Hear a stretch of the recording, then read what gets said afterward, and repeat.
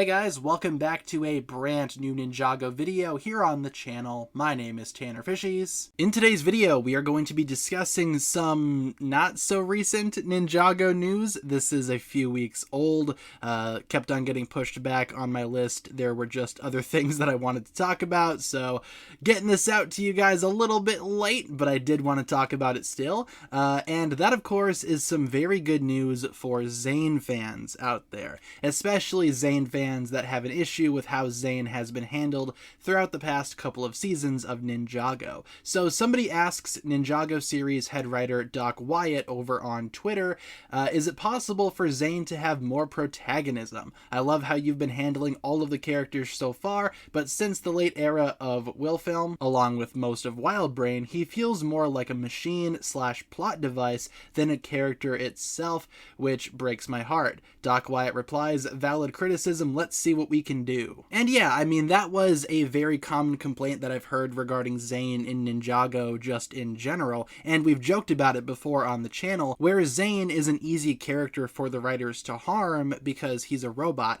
You can do all kinds of things to Zane that you can't do to the other characters, such as, you know, throw him off of a cliff, or blow him up, or both, depending on how the writers are feeling that day. And yeah, you can't do that with someone like Kai, because he wouldn't survive. And we've seen that a ton for Zane outside of just violent scenarios too. How many times has Zane been hacked or damaged at some point throughout Ninjago's history? Quite a few times, and it almost seems like him being a robot is kind of a hindrance, as opposed to something that is cool and unique to him. So starting with Dragons Rising, I can see why some Zane fans would want more for the character, and it sounds like the Ninjago writers are now aware of the viewer complaints and are trying to do better, which I think is awesome. Now, with that being said, I don't think that Ninjago fans should necessarily control the show by any means, because obviously then we wouldn't need writers, but it's awesome that writers are listening to fans for some aspects of the show and trying to make it the best experience possible for everyone out there. And especially for the character of Zane,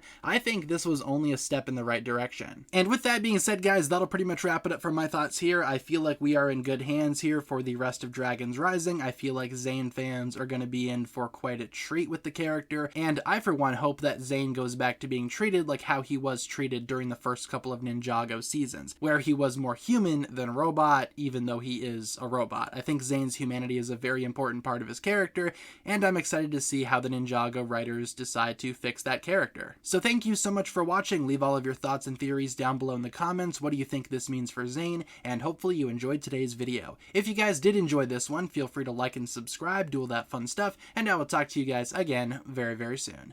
Peace.